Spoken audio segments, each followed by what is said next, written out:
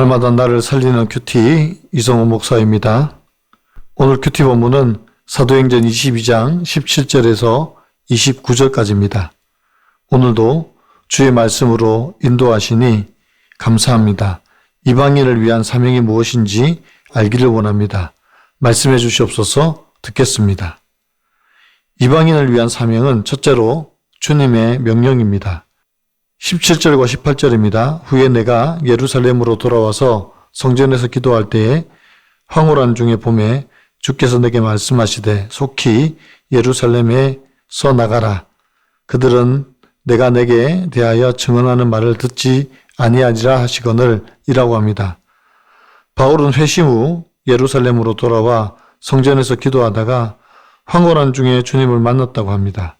그때 주님께서는 바울에게 놀라운 명령을 주셨습니다. 그 명령이 무엇입니까? 그 명령은 속히 예루살렘에서 나가라는 것입니다. 그러면 왜 주님께서 바울에게 예루살렘으로 나가라고 하셨습니까? 하나님의 생각과 바울의 생각은 달랐기 때문입니다. 19절과 20절에서 바울은 유대인 중에 유대인으로서 자기 동족을 전도하고 싶었습니다. 그는 자신이 과거에 교회를 핍박했던 경험이 오히려 유대인들에게 강력한 증거가 될 것이라고 생각했습니다. 그러나 하나님의 생각은 다릅니다. 주님은 이미 예루살렘 유대인들이 그의 증언을 받아들이지 않을 것을 알고 계셨습니다. 21절입니다. 나더러 또 이르시되 떠나가라. 내가 너를 이방인에게로 보내리라 하셨느니라 고합니다. 이 한마디가 바울의 인생을 완전히 바꿔 놓습니다. 유대인들은 자신들만이 하나님의 선택받은 백성이라고 생각했습니다. 그러나 하나님은 이방인들도 사랑하시며 그들에게도 복음을 전하기 원하셨습니다. 이렇듯 하나님의 구원 계획은 한 민족과 나라에만 속한 것이 아니라 모든 민족과 모든 족속에게 속한 것입니다. 이 일을 위하여 주께서 바울을 보내시겠다는 것입니다. 또한 바울은 이방인의 사도로 쓰여지게 된 것입니다. 적용 질문입니다. 하나님의 사랑이 모든 사람을 향한다는 진리를 진정으로 믿고 있습니까? 혹시 내 마음속에 특정 사람이나 집단을 향한 편견이 있지는 않습니까? 내가 복음을 전해야 할 이방인은 누구입니까? 가족 중에, 직장, 이웃, 친구 중에 아직 예수를 모르는 사람이 있습니까? 이방인을 위한 사명은 둘째로 하나님의 섭리적 역사입니다. 24절입니다. 천부장이 바울을 영내로 데려가라 명하고 그들이 무슨 일로 그에 대하여 떠드는지 알고자 하여 채찍질하며 신문하라 한대라고 합니다. 천부장은 소동의 원인을 알기 위해 바울을 채찍질하며 신문하려고 했습니다. 로마의 채찍질은 가죽끈에 뼈나 쇠붙이를 박아 만든 것으로 사람을 죽일 수도 있는 잔인한 형벌이었습니다. 25절에서 바울이 묻습니다. 로마 시민인 나를 정죄하지도 않고 죄를 정하지도 않고 채찍질할 수 있습니까? 여기서 죄를 정하지도 않는다는 것은 재판도 없이 채찍질할 수 있느냐고 묻는 것입니다. 26절에서 백부장이 이 말을 듣고 천부장에게 가서 바울이 로마 시인이라고 전합니다. 여기서부터 혼선이 생겼습니다. 그들은 바울을 죄도 정하지 않고 먼저 채찍질부터 하려고 했는데 바울이 자신이 로마 시민인 것을 밝힙니다. 그러자 천부장이 이렇게 말합니다. 27절과 28절입니다.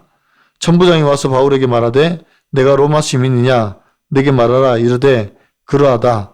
천부장이 대답하되 나는 돈을 많이 들여 이 시민권을 얻었노라. 바울이 이르되 나는 나면서부터라 하니 라고 합니다. 바울이 태어날 때부터 로마 시민이라는 것은 단순히 권리의 문제가 아닙니다. 이것은 신분의 문제입니다. 돈을 주고 산 시민권과는 차원이 다릅니다. 즉 바울의 가문은 대대로 로마와 특별한 관계를 맺어온 명문가였던 것입니다.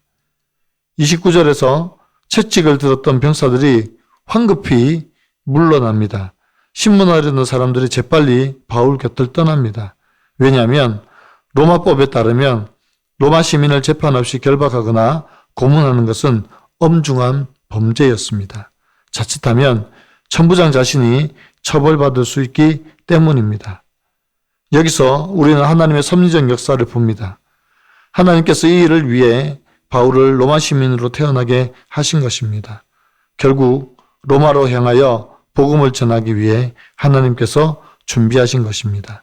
이방인들을 향한 하나님의 섭리적 역사입니다. 적용 질문입니다. 하나님께서 나를 위해 준비하신 것은 무엇입니까? 나의 위기 순간에 무엇을 의지합니까? 사회적 지위와 권위는 아닙니까? 오늘 큐티 묵상 간증은 열심 엄마에서 천국 시민으로 라는 제목의 한 성도님의 묵상 간증입니다. 누구누구 학생 어머니시죠? 어디 경찰서입니다. 학생이 폭력 사건으로 신고되었으니 조사받으러 오세요. 모태 신앙인인 저희 부부는 결혼해서 쌍둥이 아들을 낳았습니다. 저는 양가의 첫 손주로 태어난 두 아들을 하나님 나라의 일꾼으로 키우겠다며 아이들이 한글을 뗄 무렵부터 성경을 읽고 쓰게 했습니다. 그러나 그것은 호을 저운 명분일 뿐 사실 저는 자녀들을 통해 세상에서 인정받고 싶었습니다.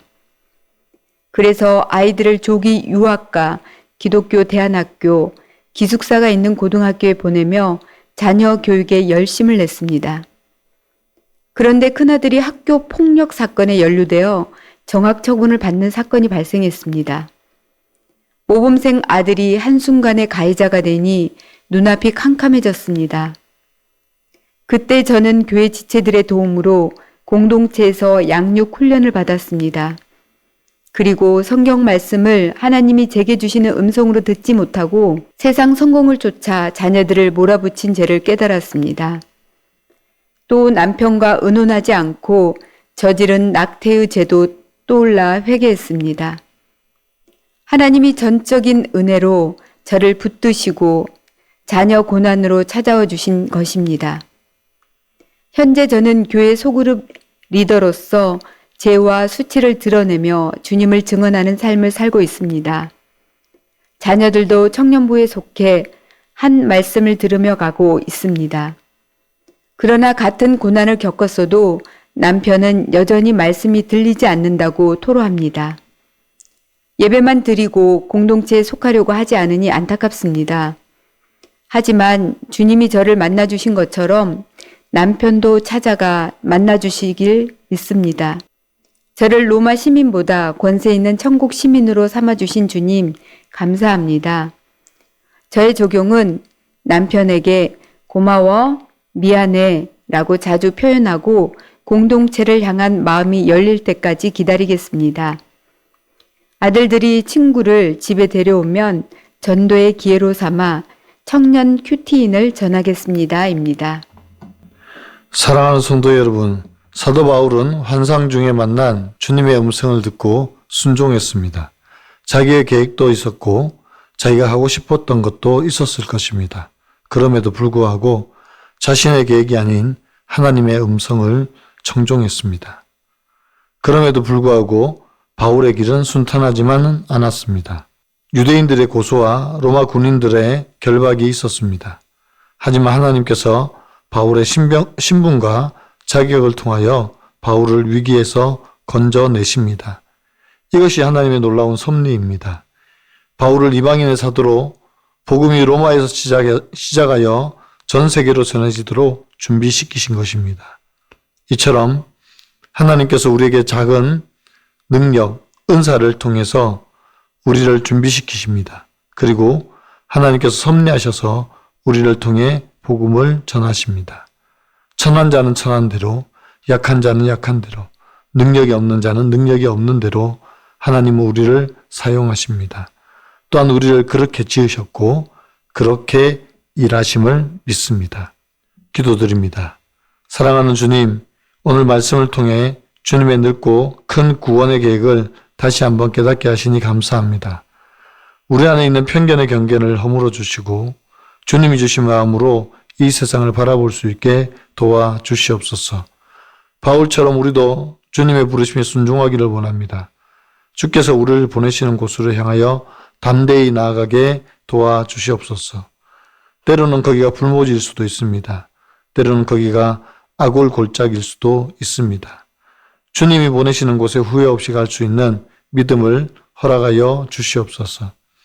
주님, 우리 삶 전체가 복음을 전가하는 삶이 되게 하여 주시고 우리를 통하여 가정이 살아나고 이웃이 살아나며 잃어버린 영혼들이 주님께 돌아오는 역사가 일어나게 하여 주시옵소서. 주님의 놀라운 섭리적 역사에 다시 한번 순종하며 믿음으로 그 길을 걷기를 원합니다. 감사합니다. 우리 주 예수 그리스도의 이름으로 간절히 기도하옵나이다. 아멘.